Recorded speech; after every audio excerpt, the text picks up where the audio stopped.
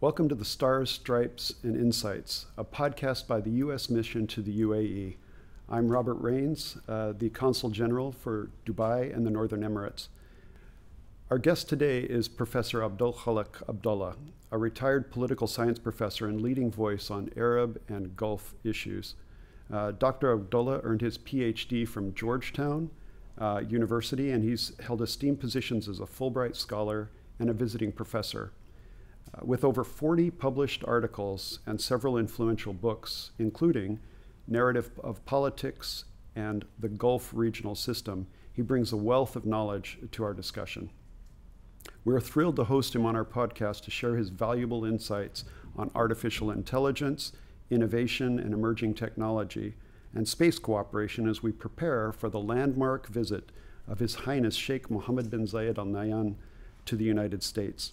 We will examine the impact this milestone on our 50-plus year relationship.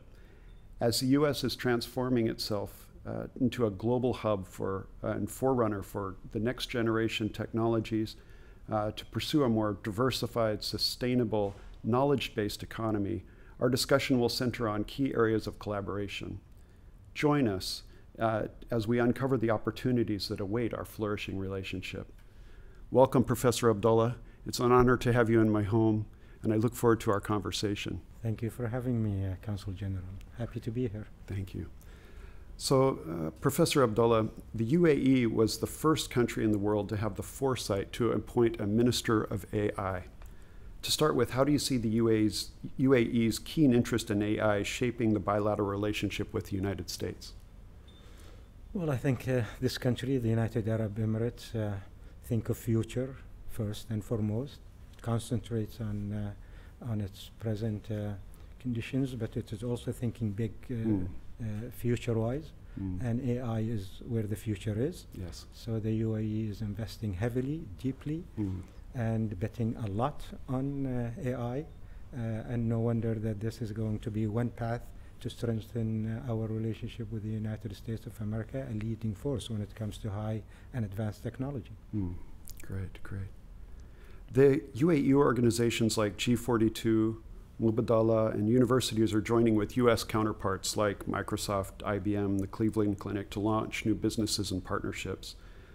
Considering the rapid technological advances occurring in these sectors, what specific areas of collaboration do you think will be most fruitful for the U.S. and the UAE? I think we have a very deep relationship in all levels. Security is important, defense is important, but nowadays it's economic, and economic first, economic second, and along with economics there is also a room for geotech, especially high tech, especially AI. So I think as we move away into the new phase in our relationship, I think economics become as important as security, as defense, as geopolitics. So I think this is where I see where our relationship is heading for the next 50 years. We celebrate the first 50 years. It's been deep, fruitful for both of us, but I expect now the relationship has to stand on new grounds and new priorities, and one of our top priorities is economics, trade, investment, and along with AI and advanced technology, and where else to go but the United States of America, among other places. So when you know, the advanced technology is kind of a broad sphere and it covers a lot of different areas, are there any particular areas that you think are most fruitful, maybe top priorities for the UAE that are also comparative advantages for the United States? Well, we're thinking more on space, maybe, technology and the space industry. That's something that the United States is very advanced than any other country nearly in every sector of space industry, and this UAE is investing a whole lot in this sector, and it's going to be the future as UAE tries to diversify. So that's one thing. I think climate change is very important, and green technology is very important. That's an area that Masdar is working on along other companies in the US and in the United Arab Emirates. So we have that as an important sector, climate, space, but we're also thinking more also diversifying our economy away from oil, and we have been successful in this area. So as new technology emerges, there is room for more cooperation. And the sky is the limit. There is every single day there is new technology, and there is new sector in the need to diversify our economy. So I think, it's really an open question as to where AI is taking us. It's taken us to future that you and I probably would not have dreamt. You can't even imagine. Yeah, no, it's. I've been in the UAE for just a short time so far, but I love your answer to my question. I'm wondering what specific areas. And it just seems like the sky is the limit, as you said. There's so many different areas that we can work on. The UAE is investing heavily in the digital sector. Yeah. I think UAE is going digital, and I think building the infrastructure for the next phase of our diversification, the digital phase. I think UAE is really serious about this. Serious. You wouldn't imagine how serious it is. So it is investing. UAE has been successful in investing in the physical infrastructure for the past 50 years. Yeah. Now time has come to invest heavily into the digital infrastructure. And this includes society, education, economics, government, and what have you. So it's a very huge investment that is going on. No other country that I know of in the region that is investing so heavily in the digital sector as the UAE these days. No, it's really tremendous, and it's wonderful to see that partnership with the United States in this area flourish. Very important partnership. We know where the U.S. is, and we think we could benefit a whole lot from deepening our cooperation on the advanced technology. Well, equally. Let's talk a little bit about space. I thought it was great that you raised space, and it's definitely an area of comparative advantage for the United States, also a place where the United States places a lot of emphasis, a lot of prioritization. Our collaboration in space dates back to the 1970s, when His Highness Sheikh Zayed met with the NASA team that was responsible for the Apollo landing. Last year, for a country as small as UAE, it seems like it really has an outsized presence in space, and I think that shows that prioritization, and that when Emiratis decide they want to invest in something, they do, and they succeed. Last year, His Excellency Sultan Al Nahyan became the first Emirati astronaut and the first Arab to serve in the International Space Station. This year, Noura Al Matrusi became the first Arab woman astronaut to complete NASA training.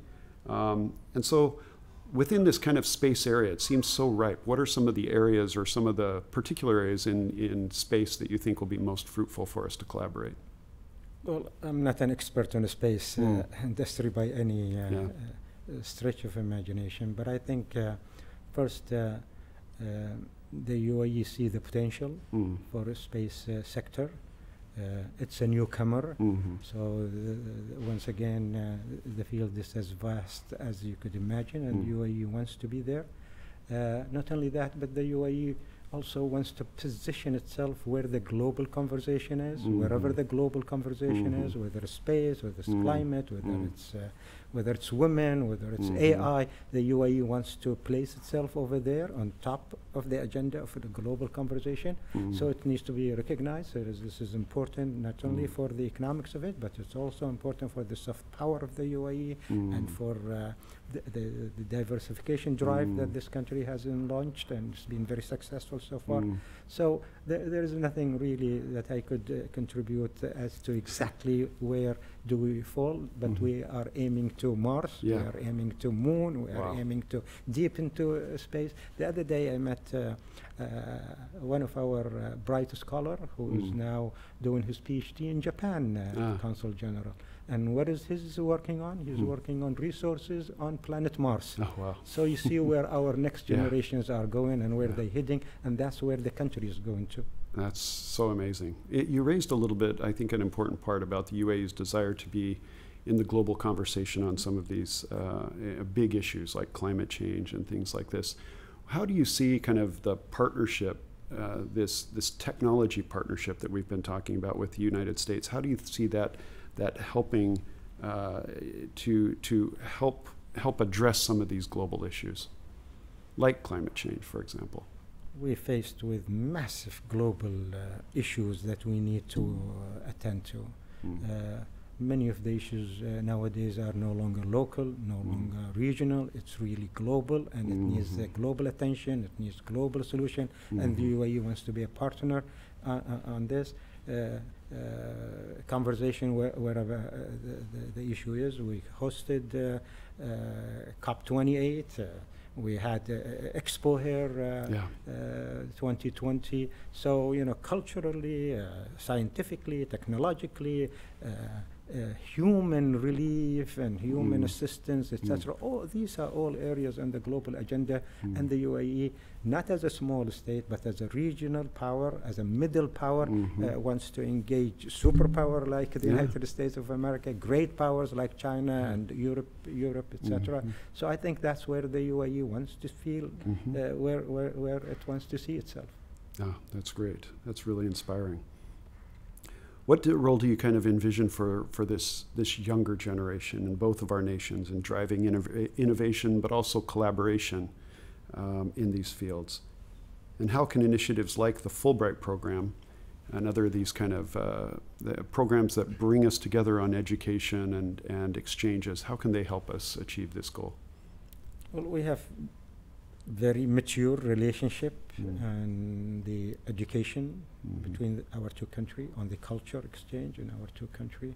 Fulbright, you just mentioned, I was a Fulbright scholar at one point in time, and I saw the benefit of this kind of exchange between our scholars and academics and researchers.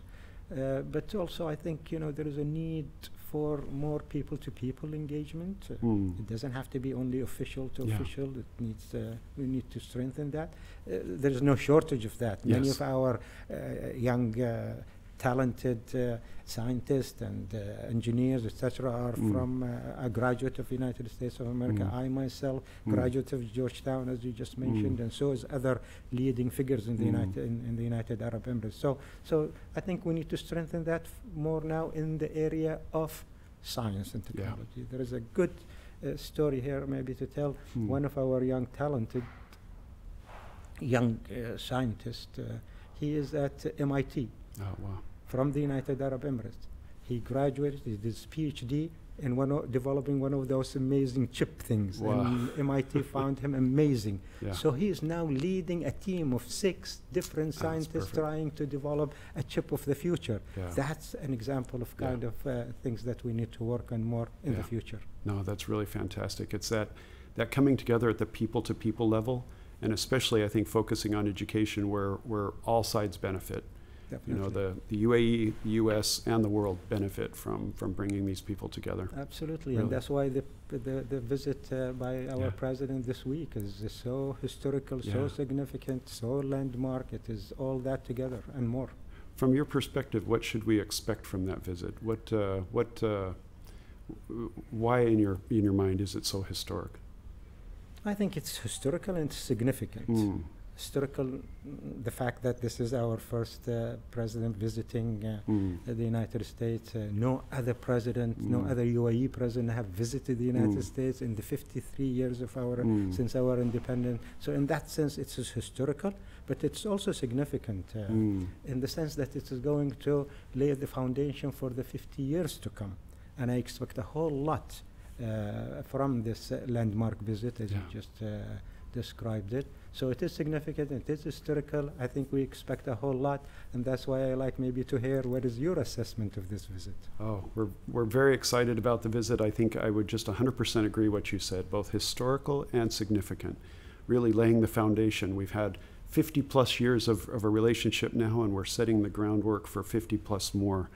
And I think as we've talked throughout about the importance of our engagement and technology and our, kind of the transition of our relationship from security and oil and things like this to now to a partnership on technology that's going to help address the global challenges that face all of us, I think is really the key. And this visit is really, in my perspective, is laying the groundwork for that. The visit is important, historical, significant, but our president is no stranger to DC. No. He's been to DC so many times. True. He knows everybody. Yes. He knows the president. Yes. He has met him several times. Yes. The president calls him my old friend. Yes. He has met the VP, the vice president, Kamala Harris, so Yeah. he knows the town, he knows the people, and he is personally, deeply invested in the relationship between the United States of America and United Arab Emirates. So it's very personal to him, it's very political, Yeah. and there is a whole lot that the two countries can work on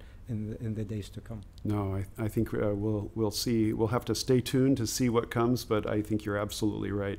There is a deep official relationship and a personal relationship in it as well. It's nice to see this coming together in the formal visit this day. Dr. Abdullah, it's been great to have you here. I look forward to sitting down, as we said, in a more casual setting and getting to know you better. I really appreciate your insights. Thank you so much for sharing them with us. Really look forward to seeing what comes from the visit, but even further down the road in this very, very vibrant relationship. I'd be happy to join you anytime, Consul General. Great. Thank you. Sir.